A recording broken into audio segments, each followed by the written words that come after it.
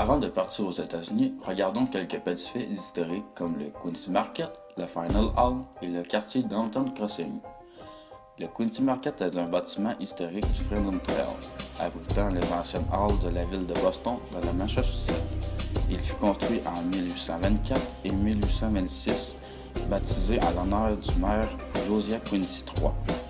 Chaque année, plus de 15 millions de personnes fréquentent, en faisant ainsi l'un des endroits les plus animés de Boston. On y trouve un aire de restauration, de nombreux restaurants dont l'ensemble offre de cuisine très variée. On peut y voir une statue de Samuel Adams. La statue se tient derrière le Final Hall sur le Congress Street. Et l'œuvre de Mill Ann Whitney, elle représente la patriote révolutionnaire. Regardons l'architecture. L'architecture du marché est composée de 2 étages. Il mesure 163 mètres de long pour une surface de 2500 mètres carrés. Son extérieur est constitué de granit de Nouvelle-Angleterre. Les murs intérieurs sont en briques rouges. Ils marquent le premier usage à grande échelle du granit associé au verre. Maintenant, le Final Hall.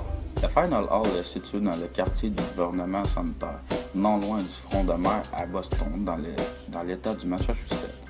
Il servait de marché et de salle de réunion depuis 1742. Samuel Adams et James Otis. Ils prononcèrent plusieurs discours. Il fait actuellement partie du Boston National Historical Park et du parcours touristique du Freedom Trail. Il se trouve juste à côté du Quincy Market. Et maintenant, qui est John Smyver? D'origine écossaise, John Smyver, né le 2 avril 1688 en Écosse, est décédé le 2 mars 1751 à Boston, Massachusetts.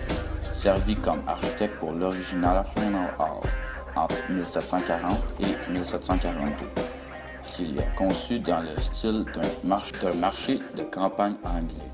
Le hall a brûlé en 1761, mais a été restauré puis en 1806, il a considérablement été élargi et modifié par Charles Pulfinch, qui a ajouté une 3e étage et doubla sa hauteur. L'architecte donne un style dorique aux 2 étages inférieurs. En 2008, le Final Hall faisait partie des 25 sites les plus visités des États-Unis. Afin de mieux accueillir les marchands et les acheteurs, le Final Hall a été à nouveau élargi en 1826 pour inclure le Quincy Market, qui a été conçu dans le style néo-grec alors populaire à l'époque. On peut aller voir le Freedom Trail, qui est une ligne rouge qui permet aux touristes de suivre un circuit pour découvrir les principaux monuments et aux lieux de la ville de Boston sur environ 4 km. Le thème est révolutionnaire américaine. Maintenant, autour du Downtown Crossing. Le Downtown Crossing est un quartier commerçant qui est un petit parti du centre-ville de Boston et situé à l'ouest de Boston et à l'ouest du quartier financier. Il dispose de grands magasins, des restaurants, des vendeurs de souvenirs, les établissements de vente de détail général et des vendeurs de rue. La section de Washington entre les rues du Temple et de Broomfield est fermée à la circulation des véhicules.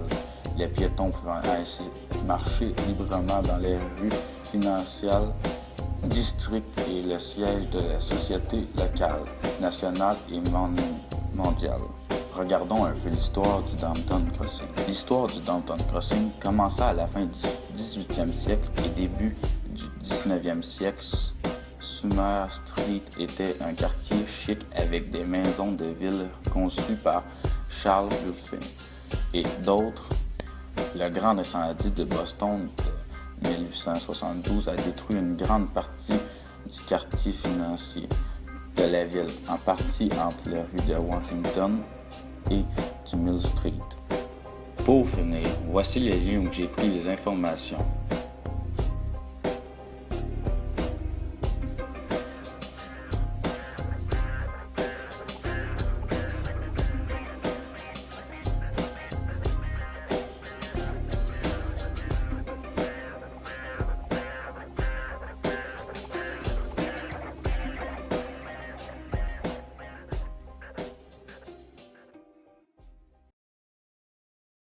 Created using Powtoon.